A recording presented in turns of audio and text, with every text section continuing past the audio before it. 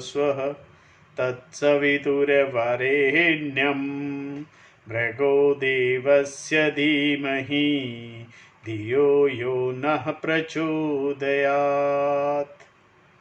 ॐ सहना भवतु सहनौ भुनक्तु सह वीर्यं करवावहै तेजस्विनावधीतमस्तु मा विद्विषावहै।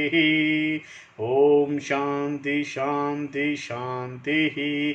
श्रुति स्मृति पुराणानाम् आलयं करुणालयं नमामि भगवत्पाद शंकरं लोकशंकरं शंकरं शंकराचार्यं केशवं बादरायणं सूत्रभाष्यकृतौ वन्दे भगवन्तौ पुनः पुनः। ओम त्वमेव माता च पिता त्वमेव बन्धुश्च सखा त्वमेव विद्या द्रविणं त्वमेव सर्वं मम देव देव। ओम गुरुदेव भगवान शिव शंकर भोलेनाथ कैलाशपति महाराज की जय।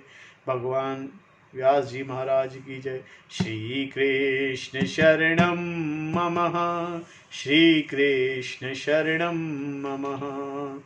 देव ऋषि नारद भगवान की जय हो। सूत जी महाराज की जय। शौनक आदि ऋषियों की जय।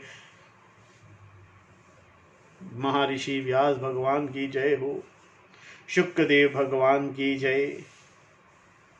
शंकराचार्य भगवान की जय। स्वामी चिन्मयानंद भगवान की जय। स्वामी दयानंद भगवान की जय। स्वामी प्रबुधानंद भगवान की जय। स्वामी शुद्धानंद भगवान की जय। साध्वी आनंद ज्योति जी की जय। सभी गुरु देवताओं की जय। माता पिता की जय। सभी गुरु देवताओं की जय। सभी गुरु देवताओं की जय। सभी गुरु देवताओं की जय। सभी गुरु देवताओं की जय। श्री कृष्ण गोविंद हरे मुरारी हे नाथ नारायण वासुदेवा।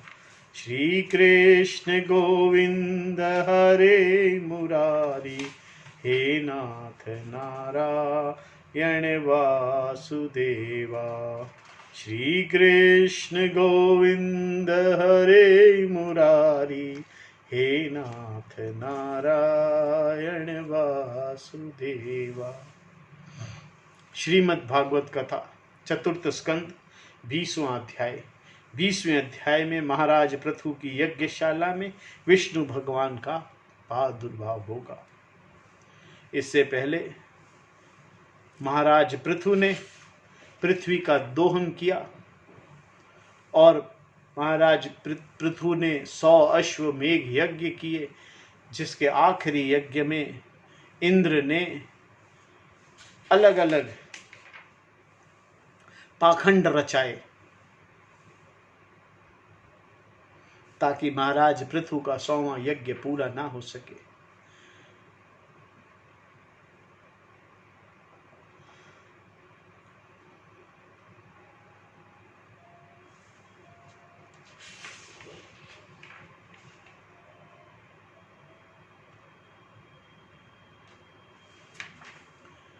और जब 100वां यज्ञ पूरा ना हुआ तब ब्रह्मा जी ने आकर उन्हें समझाया कि कोई बात नहीं हुआ तो इस यज्ञ को आप यहीं पर पूर्ण करो और इस कलह से दूर हो, नहीं तो ये इंद्र जो है बार बार पाखंड रचाता रहेगा और आपको मोह में डालता रहेगा। तो महाराज पृथु की यज्ञशाला में भगवान विष्णु का आगमन होता है, जिसकी कथा अब हम करते हैं। श्री मैत्रेयी जी कहते हैं, विदुर जी, महाराज पृथु के 99 यज्ञों से यज्ञ भोक्ता यज्ञेश्वर भगवान विष्णु को भी बड़ा संतोष हुआ। उन्होंने इंद्र के सहित वहां उपस्थित होकर उनसे कहा। श्री भगवान ने कहा, राजन, इंद्र ने तुम्हारे 100 अश्वमेघ पूरे करने का संकल्प में विघ्न डाला है। अब यह तुमसे क्षमा चाहता है, तुम इन्हें क्षमा कर दो। नरदेव, जो श्रेष्ठ मानव साधु और सद्बुद्धि संपन्न होते हैं, वे दूसरे जीवों से द्रोह नहीं करते, क्योंकि यह शरीर ही आत्मा नहीं है। क्योंकि यह शरीर आत्मा नहीं है। यदि तुम जैसे लोग भी मेरी माया से मोहित हो जाएं, तो समझना चाहिए कि बहुत दिनों की हुई ज्ञानी जनों की सेवा केवल श्रम ही हाथ लगा।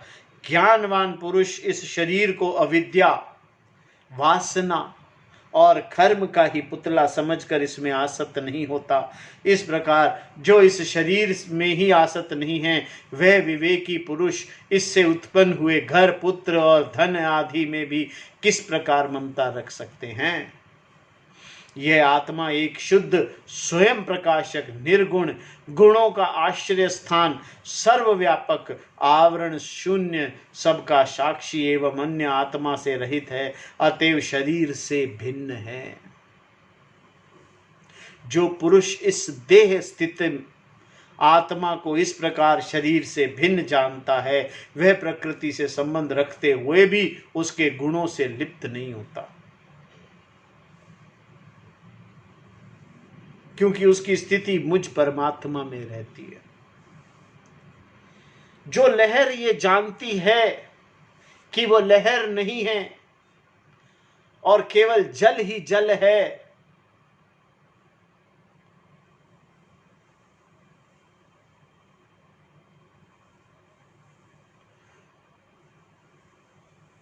वो सब संबंध रखते हुए भी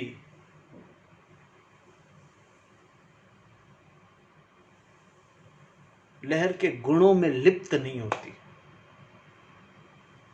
राजन, जो पुरुष किसी प्रकार की कामना न रखकर अपने वर्ण आश्रम के धर्मों द्वारा नित्य प्रति श्रद्धा पूर्वक मेरी आराधना करता है, उसका चित्त धीरे धीरे शुद्ध हो जाता है। फिर तो वह मेरी समता रूप स्थिति को प्राप्त हो जाता है। यही परम शांति, ब्रह्म अथवा कैवल्य है। जो पुरुष यह जानता है कि शरीर, ज्ञान, क्रिया और मन का साक्षी होने पर भी कूटस्थ आत्मा और निर्लिप्त ही रहता है, वह कल्याण में मोक्ष पद को प्राप्त कर लेता है। राजन, गुण प्रवाह रूप आवागमन तो भूत, इंद्रिय, इंद्रियाभिमानी, देवता और चिदाभास, इन सब की समष्टि रूप परिच्छिन्न लिंग शरीर का ही हुआ करता है। इसका सर्व साक्षी आत्मा से कोई संबंध नहीं है। मुझसे दृढ़ अनुराग रखने वाले बुद्धिमान पुरुष संपत्ति और विपत्ति प्राप्त होने पर कभी हर्ष, शोक आदि विकारों के वशीभूत नहीं होते। इसीलिए वीरवर, तुम उत्तम, मध्यम और अधम पुरुषों के समान भाव रखकर सुख और दुख को एक सा समझो।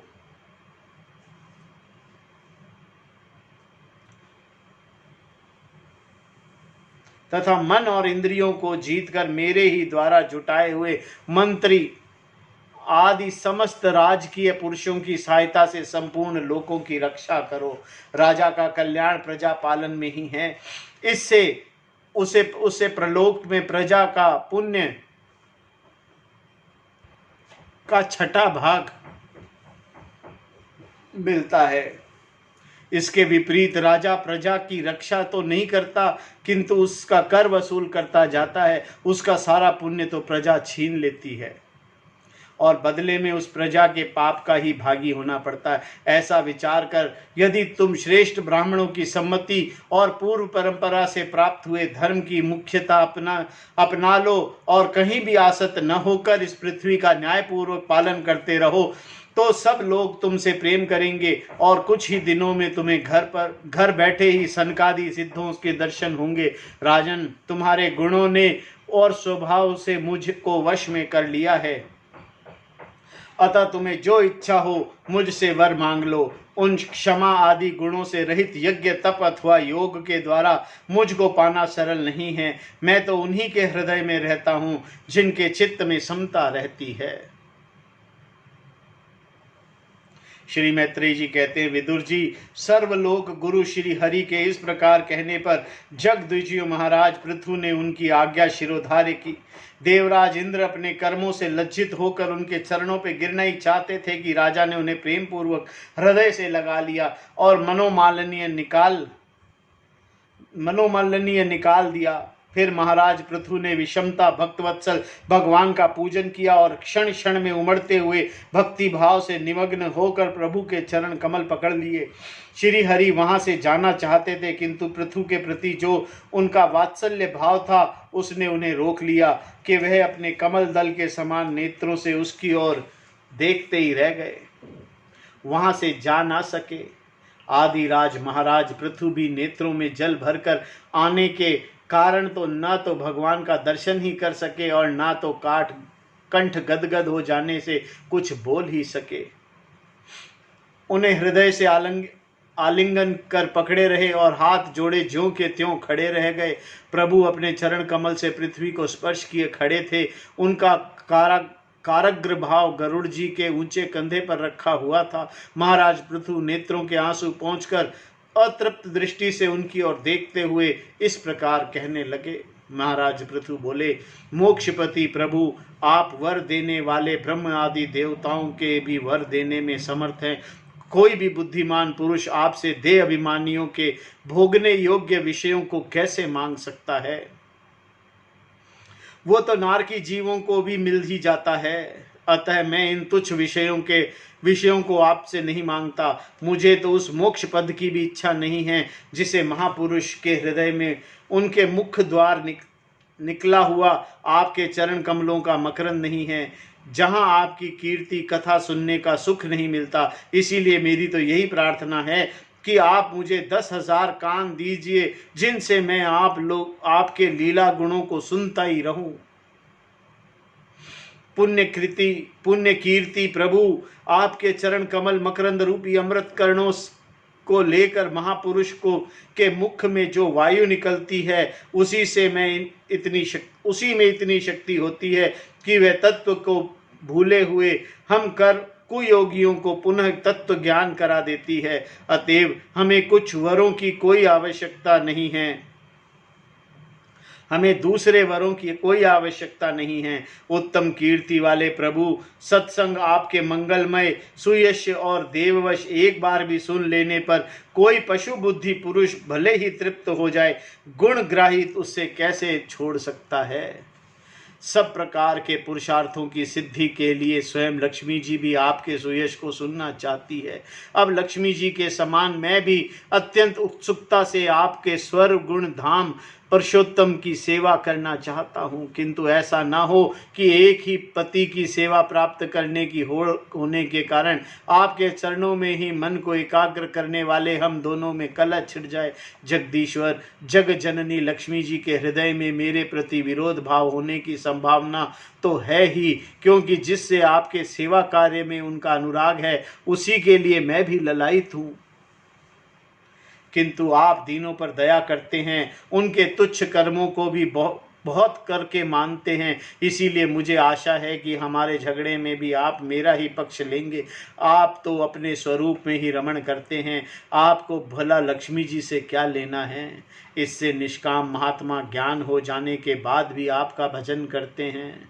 आपके माया के कार्य अहंकार आदि का सर्वथा अभाव है। भगवान, अब मुझे तो आपके चरण कमलों का निरंतर चिंतन करने के सिवा सत्पुरुषों का कोई और प्रयोजन ही नहीं जान पड़ता।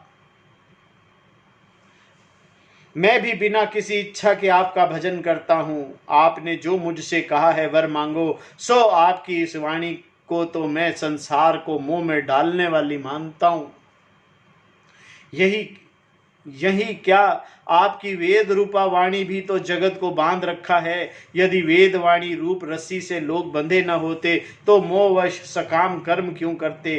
प्रभु, आपकी माया से ही मनुष्य अपने वास्तविक रूप आपसे विमुख होकर अज्ञानवश अन्य स्त्री पुत्र आदि की इच्छा करता है। फिर भी जिस प्रकार पिता पुत्र की प्रार्थना की अपेक्षा न रखकर अपने आप ही पुत्र का कल्याण करता है, उसी प्रकार आप भी हमारी इच्छा की उपेक्षा न करके हमारे हित के लिए स्वयं ही प्रयत्न करें। श्री मैत्रेयी जी कहते हैं, आदिराज पृथु के इस प्रकार स्तुति करने पर सर्वसाक्षी श्री हरि ने उनसे कहा, राजन, तुम्हारी मुझ में भक्ति हो, बड़े सौभाग्य की बात है। तुम्हारा चित्त इस प्रकार मुझ में लगा हुआ है। ऐसा होने पर तो पुरुष सहज ही मेरी उस माया को पार कर लेता है, जिसको छोड़ना या जिसके बंधन से छूटना अत्यंत कठिन है। अब तुम सावधानी से मेरी आज्ञा का पालन करते रहो। प्रजापालक नरेश, जो पुरुष मेरी आज्ञा का पालन करता है उसका सर्वत्र मंगल होता है। श्री मैत्रेयी जी कहते हैं, विदुर जी, इस प्रकार भगवान ने राज ऋषि पृथु के सार गर्भित वचनों का आदर किया। फिर पृथु ने अपनी पूजा की उनकी पूजा की और प्रभु के उन पर सब प्रकार की कृपा कर वहां से चालने के लिए तैयार हुए। महाराज पृथु ने वहाँ जो देवता, ऋषि, पितृ, गंधर्व, सिद्ध, चारण, नाग, किन्नर, अप्सरा, पुरुष और पक्षी आदि अनेक प्रकार के प्राणी एवं भगवान के पार्षद आए थे, उन सभी का भगवत बुद्धि और भक्ति पूर्वक वाणी से धन के द्वारा हाथ जोड़कर पूजन किया। इसके बाद वे सब अपने अपने स्थानों को चले गए। भगवान अच्युत भी राजा पृथु एवं उनके पुरोहित का चित्त चुराते हुए आप अपने धाम को सिधारे। तदंतर उनका स्वरूप दिखाकर अंतर ध्यान हुए। अव्यक्त स्वरूप देवादिदेव भगवान को नमस्कार करके राजा पृथु भी अपनी राजधानी में चले आए। ओम नमो भगवते वासुदेवाय। ओम नमो भगवते वासुदेवाय। ओम नमो भगवते वासुदेवाय। ओम नमो भगवते वासुदेवाय। महाराज पृथु का अपनी प्रजा को उपदेश देना, ये 21वां अध्याय है श्रीमद् भागवत कथा का, चतुर्थ स्कंद के। श्री मैत्रेय जी कहते हैं, विदुर जी, उस समय महाराज पृथु का नगर सर्वत्र मोतियों की लड़ी, फूलों की मालाओं, रंग बिरंगे वस्त्रों, सोने के दरवाजों और अत्यंत सुगंधित धूपों से सुशोभित था। उसकी गलियां, चौक और सड़कें चंदन और अर्गजे के जल से सींच दी गई थी तथा उसे पुष्प, अक्षत, फल, यवंकुर, खील और दीपक आदि मांगलिक द्रव्यों से सजाया गया था। वहाँ ठौर ठौर पर रखे हुए फल फूल के गुच्छों से युक्त केले के खंभे और सुपारी के पौधों से बड़ा ही मनोहर जान पड़ता था तथा सब और आम की आदि वृक्षों की नवीन पत्तों से बंधनवार से विभूषित था। जब महाराज ने नगर में प्रवेश किया तब दीपक, उपहार और अनेक प्रकार की मांगलिक सामग्रियां लिए हुए प्रजाजनों तथा मनोहर कुंडलों से सुशोभित सुंदर कन्याओं ने उनकी अगवानी करी। शंख और दुदुम्बी आदि बाजे बजने लगे, ऋत्विज वेद ध्वनि करने लगे, वंदी जनों में स्तुतिगण आरंभ कर दिया। यह सब देखकर सुनकर भी उन्हें किसी प्रकार का अहंकार नहीं हुआ। इस प्रकार वीरवर पृथु महाराज ने राजमहल में प्रवेश किया। मार्ग में जहां तहां पुरवासी और देशवासियों ने उनका अभिनंदन किया। परम यशस्वी महाराज ने भी उन्हें प्रसन्नता पूर्वक अभिष्ट वर देकर संतुष्ट किया। महाराज पृथु महापुरुष और सभी के पूजनीय थे। उन्होंने इस प्रकार अनेकों उदर कर्म करते हुए पृथ्वी का शासन किया और अंत में अपने विपुल यश को विस्तार कर भगवान के परम धाम को प्राप्त किया। सूत जी कहते हैं, मुनिवर शौनक जी, इस प्रकार भगवान मैत्री के मुख से आदिराज पृथु का अनेक प्रकार का गुण से संपन्न और गुणवानों द्वारा प्रशंसित विस्तृत सुयश सुनाकर परम भागवत विदुर जी ने उनका अभिनंदन करते हुए कहा। विदुर जी ने कहा, ब्राह्मणों ने पृथु का अभिषेक किया, समस्त देवताओं ने उन्हें उपहार दिए। उन्होंने अपनी भुजाओं में वैष्णव तेज को धारण किया और उनसे पृथ्वी का दोहन किया। उनके इस पराक्रम से उच्छिष्ट रूप विषय भोगों से ही आज भी संपूर्ण राज्य तथा लोकपालों के सहित समस्त लोक इच्छा अनुसार जीवन निर्वाह करते हैं। भला ऐसा कौन समझदार होगा जो उनकी पवित्र कीर्ति सुनना न चाहेगा। अतः अभी आप मुझे उनके कुछ और भी पवित्र चरित्र सुनाइए। श्री मैत्रेय जी ने कहा, साधु श्रेष्ठ विदुर जी, महाराज पृथु गंगा और यमुना के मध्यवर्ती देश के निवास कर अपने पुण्य कर्मों के क्षय की इच्छा से प्रारब्धवश हुए भोगों को भोगते थे। ब्राह्मण वंश और भगवान के संबंधी विष्णु भक्तों को छोड़कर उनका सातों द्वीपों के सभी पुरुषों का अखंड और अबाध शासन था। एक बार उन्होंने एक महासत्र की दीक्षा ली। उस समय वहां देवताओं ने ब्रह्म ऋषियों और राज ऋषियों का बहुत बड़ा समाज एकत्र हुआ। उस समाज में महाराज पृथु ने उन पूजनीय अतिथियों का यथा योग्य सत्कार किया। फिर उन सभा में नक्षत्र मंडल में चंद्रमा के समान खड़े हो गए। उनका शरीर ऊंचा, भुजाएं भारी और विशाल, रंग गोरा, नेत्र कमल के समान सुंदर और अरुण वर्ण, नासिका सुगढ़, मुख मनोहर, स्वरूप सौम्य, कंधे ऊंचे और मुस्कान से युक्त दंत पंक्ति सुंदर थी। उनकी छाती चौड़ी, कमर का पिछला भाग स्थूल और उदर पीपल के पत्ते के समान सुडल तथा बड़े बल पेड़ पड़े हुए होने से और भी सुंदर जान पड़ता था। नाभि भंवर के समान गंभीर थी, शरीर तेजस्वी था, जंघाएं स्वर्ण के समान देदीप्यमान थी तथा पैरों के पंजे उभरे हुए थे। उनके बाल बारीक घुंघराले काले और चिकने थे। गर्दन शंख के समान उतार चढ़ाव वाली तथा रेखाओं से युक्त थी। वह उत्तम बहुमूल्य धोती पहने हुए वैसे ही चादर ओढ़े हुए थे। दीक्षा के नियम अनुसार उन्होंने समस्त आभूषण उतार दिए थे। इसी से उनके शरीर के अंग प्रत्यंग की शोभा अपने स्वाभाविक रूप में स्पष्ट झलक रही थी। वह शरीर पर कृष्ण मृग का चर्म और हाथ में कुशा धारण किए हुए थे। इससे उनके शरीर की कांति और भी बढ़ गई थी। वे अपने सारे नित्य कृत्य यथाविधि संपन्न कर चुके थे। राजा पृथु ने मानो सारी सभा को हर्ष से सरोबार करते हुए अपने शीतल एवं स्नेहपूर्ण नेत्रों से चारों ओर देखा और फिर अपना भाषण प्रारंभ किया। उनका भाषण अत्यंत सुंदर विचित्र पदों से युक्त, स्पष्ट, मधुर और गंभीर एवं निशंक था, मानो उन्हें उस समय सबका उपकार करने के लिए अनुभव का ही अनुवाद कर रहे हों। महाराज पृथु ने कहा, सज्जनों, आपका कल्याण हो। आप महानुभाव जो यहाँ पधारे हैं, मेरी प्रार्थना सुने। जिज्ञासु पुरुष को चाहिए, ये सब ज्ञान की बात अब शुरू होगी। जिज्ञासु पुरुष को चाहिए कि संत समाज में अपने निश्चय का निवेदन करे।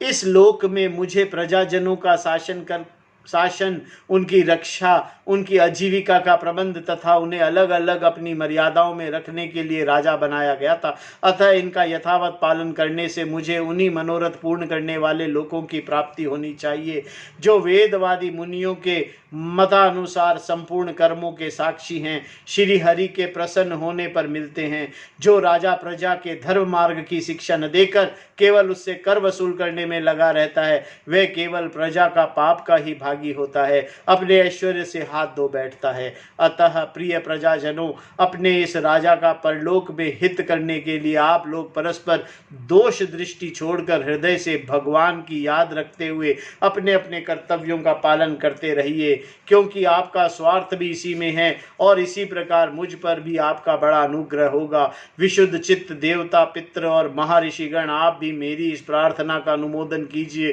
क्योंकि कोई भी कर्म हो, मरने के अनंतर उसका कर्ता, उपदेष्टा और समर्थकों को उसका समान फल मिलता है। माननीय सज्जनों, किन्हीं श्रेष्ठ महानुभावों के मत को तो कर्म का फल देने वाले भगवान यज्ञपति ही हैं, क्योंकि इहलोक और परलोक दोनों ही जगह कोई कोई शरीर बड़े बड़े तेजोमय देखे जाते हैं। मनु, उत्तानपाद, महीपति, ध्रुव, राज ऋषि प्रियव्रत, हमारे दादा अंग तथा ब्रह्मा, विष्णु, प्रहलाद, बलि आदि इसी कोटि के अनन्य महानुभवों के मत से तो धर्म, अर्थ, काम, मोक्ष, चतुर्वर्ग तथा स्वर्ग और उपवर्ग के स्वाधीन नियामक कर्म फल दाता से भगवान गदाधर आवश्यकता है ही। इस विषय में तो केवल मृत्यु के देहत्र वेन आदि कुछ शोचनीय और धर्म विमूढ़ लोगों का ही मतभेद है, अतः उसका कोई विशेष महत्व नहीं हो सकता। जिनके चरण कमलों की सेवा के लिए निरंतर बढ़ने वाली अभिलाषा, उनकी चरण नख से निकली हुई गंगा जी के समान संसार ताप से संतप्त जीवों के समस्त जन्मों का संचित मनोमल को तत्काल नष्ट कर देती है। जिनके चरण तल का आश्रय लेने वाले पुरुष सब प्रकार से मानसिक दोषों को धो डालता है तथा वैराग्य तथा सत्व साक्षात का रूप बल पाकर फिर इसे दुखमय संसार चक्र में नहीं पड़ता, और जिनके चरण कमल सब प्रकार की कामनाओं को पूर्ण करने वाले हैं, उन प्रभु को आप लोग अपनी अपनी आजीविका के उपयोगी वर्णाश्रम चित्त अध्यापन आदि कर्मों तथा ध्यान, स्तुति, पूजा आदि मानसिक, वाचिक एवं शारीरिक क्रियाओं के द्वारा भेजें। हृदय में किसी प्रकार का कपट न रखें। यह निश्चय रखें कि हम अपने अधिकार अनुसार इसका फल अवश्य होगा। भगवान स्वरूपतः विशुद्ध, विज्ञान घन और समस्त विशेषणों से रहित हैं।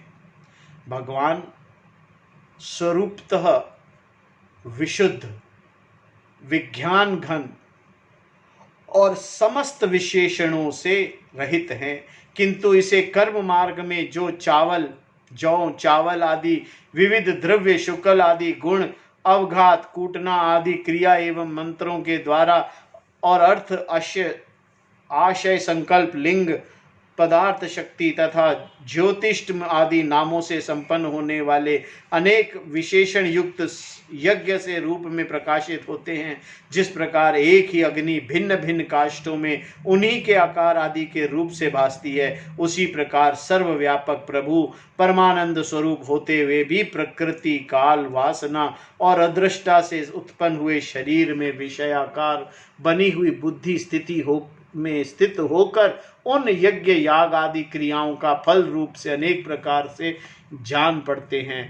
अहो, इस पृथ्वी तल मेरे जो प्रजाजन यज्ञ भोक्ता और अधीश्वर सर्व गुरु श्री हरि का एक निष्ठ भाव से अपने अपने धर्मों के द्वारा निरंतर पूजन करते हैं, वे मुझ पर बड़ी कृपा करते हैं। सहनशीलता तपस्या और ज्ञान इन विशिष्ट विभूतियों के कारण वैष्णव और ब्राह्मणों के वंश स्वाभूत ही उज्जवल होते हैं। उन पर राजकुल का तेज धन ऐश्वर्य आदि समृद्धियों के कारण अपना प्रभाव न डाले। ब्रह्म आदि समस्त महापुरुषों के अग्रगण्य ब्राह्मण भक्त पुराण पुरुष श्री हरि ने भी निरंतर इनकी चरणों की वंदना की है। वंदना करके अविचल लक्ष्मी और संसार के पवित्र करने वाली कीर्ति प्राप्त की है।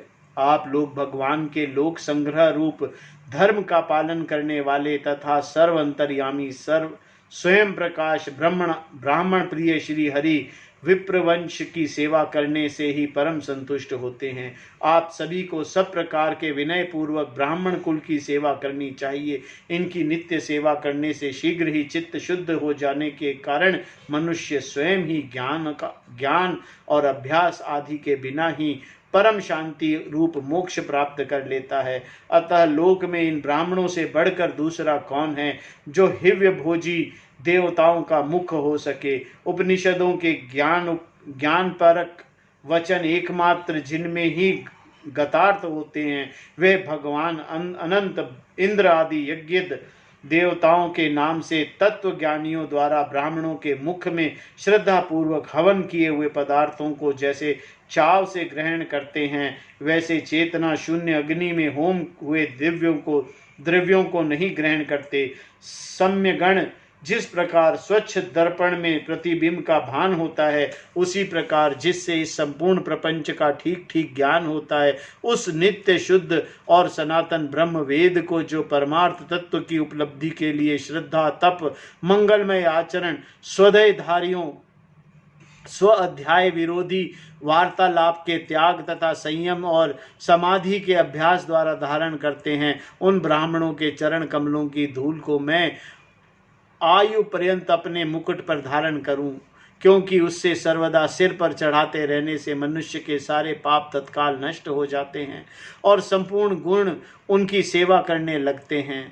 उस गुणवान शील संपन्न कृतज्ञ और गुरुजनों की सेवा करने वाले पुरुष के पास सारी संपदाएं अपने आप आ जाती है। अतः मेरी तो यह अभिलाषा है कि ब्राह्मण कुल गोवंश और भक्तों से रहित श्री भगवान मुझ पर सदा प्रसन्न रहें, भक्तों के सहित मुझ पर सदा प्रसन्न रहें। श्री मैत्री जी कहते हैं, महाराज पृथु का यह भाषण सुनकर देवता पितृ और ब्राह्मण आदि सभी साधुजन बड़े प्रसन्न हुए और साधु साधु यूं कहकर उनकी प्रशंसा करने लगे। उन्होंने कहा, पुत्र के द्वारा पिता पुण्य लोकों को प्राप्त कर लेता है, यह श्रुति यथार्थ है। पापी वेन ब्राह्मणों के शाप से मारा गया था, फिर भी इनके पुण्य बल से उसका नरक निस्तार हो गया। इसी प्रकार हिरण्यकश्यपु भी भगवान की निंदा करने के कारण नरकों में गिरने वाला ही था कि अपने पुत्र प्रहलाद के प्रभाव से उन्हें पार कर गया।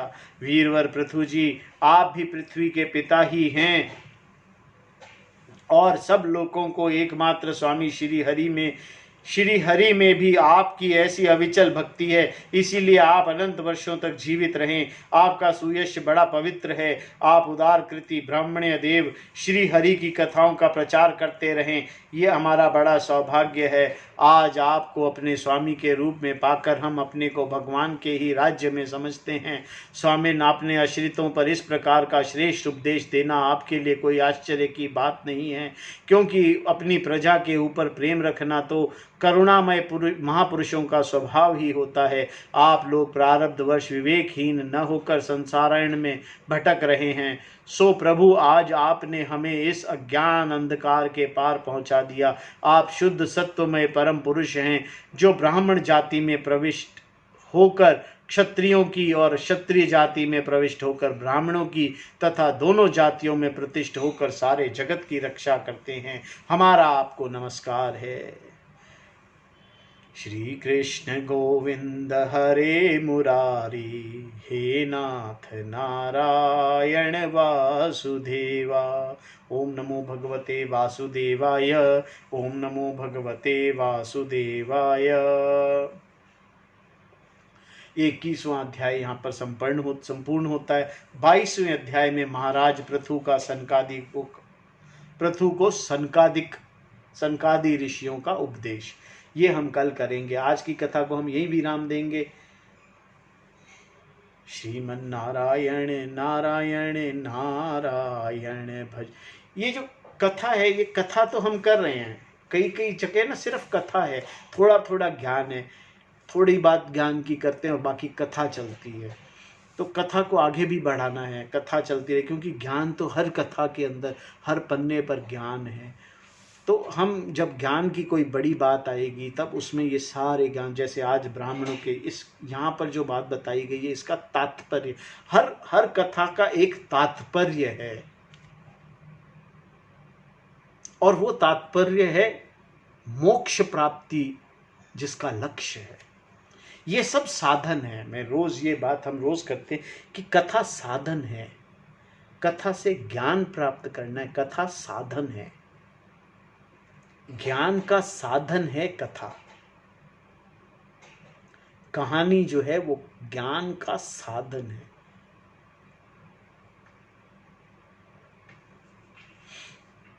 तो हमें कथा पर ध्यान दे, कथा पर ध्यान ज्ञान के लिए देना है, ज्ञान का ध्यान रखना है हमें हमेशा, और हमें अपने टॉपिक से अलग नहीं हटना। हमारा जो मेन मकसद है वो ज्ञान है।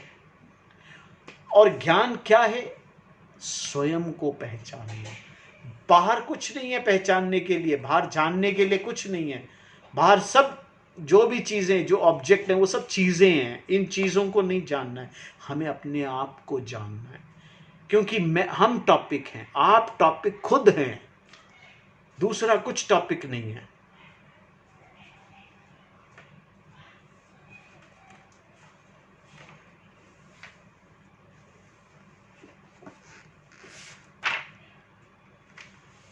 आरती अति पावन पुराण की, धर्म भक्ति विज्ञान खान की। आरती अति पावन पुराण की, धर्म भक्ति विज्ञान खान की। महापुराण भागवत निर्मल शुक मुख विगलित निगम कल्प फल, परमानंद सुदारसमय कल, लीलारती रस रस निधान की। आरती अति पावन पुराण की, धर्म भक्ति विज्ञान खान की। कलिमल मथ निद्रिताप निवारिणी, जन्म मृत्युमय भव भयहारिणी। सेवत सतत सकल सुखकारिणी, सौमौषधि हरिचरित गान की। आरती अति पावन पुराण की, धर्म भक्ति विज्ञान खान की। विषय विलास विमोह विनाशिनी, विमल विराग विवेक विकासिनी। भगवतत्व रहस्य प्रकाशिणी परम ज्योति परमात्म ज्ञान की आरती अति पावन पुराण की धर्म भक्ति विज्ञान खान की परमहंस मुनि मन उल्लासिनी रसिक हृदय रस रास विलासिनी भुक्ति मुक्ति रति प्रेम सुदासिनी कथा किंचन प्रिय सुजान की आरती अति पावन पुराण की धर्म भक्ति विज्ञान खान की।